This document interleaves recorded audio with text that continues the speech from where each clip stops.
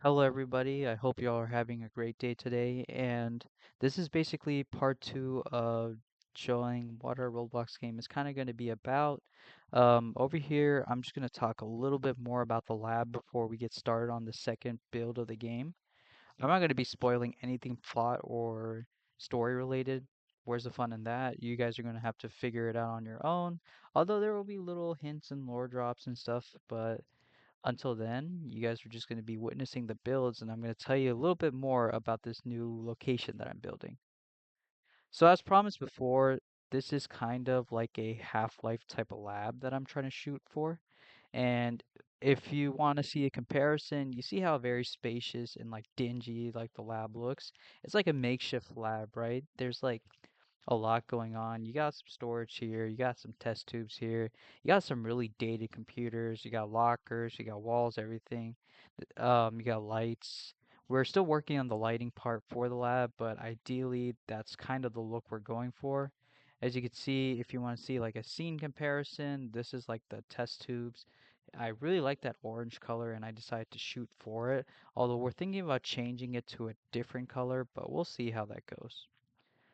Anyway, there's going to be some scripting going on with a lot of the components in the lab. As you can see, like, we kind of got some like little mini like computers over here. We're going to see what we can do with it and we're going to try to do our best. But until then, we are going to work on the next build, which is going to be the trailer park. So, a little something special is like I want to go for that shipping crate type of look in this trailer park. I think it's like really, really cool.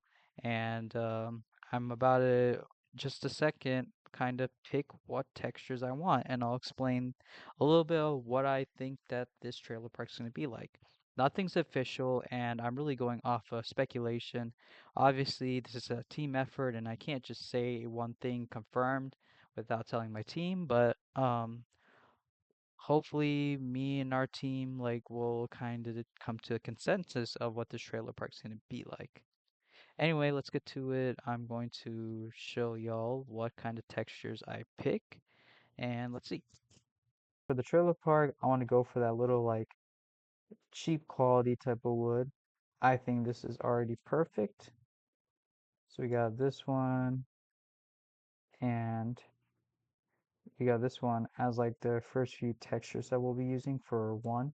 There's going to be different variants in the game, so like obviously this isn't going to be like the only thing. Ooh, metal bar. I think we could definitely use that. So I think this is going to be like the starting part of our build, and I'm just going to just kind of explain a little bit about what's going on. So obviously we got to even out the build as possible, and like already like I really like how it's turning out. So now we're going to do some collisions. And boom, got one part of the trailer park. You see it's kind of a little uneven here. We're just going to fix that really quick. Oh, 0.1. Oops. Now, obviously, like with trailer parks, like it's going to be relatively kind of small. I think for this particular one, it's just going to be like a, background build. I mean, you can explore, but you can't see through it if that makes sense. I think what's going to be special about this community is that these guys are just doing the best they can to like survive in the world that they're given. Um, I think with these guys, they're very, very hopeful about like making the world a better place. They'll take anybody in. It doesn't matter what your past is or what your like faction or like association of like the group was. Like they'll take anybody in. They don't judge if that makes sense.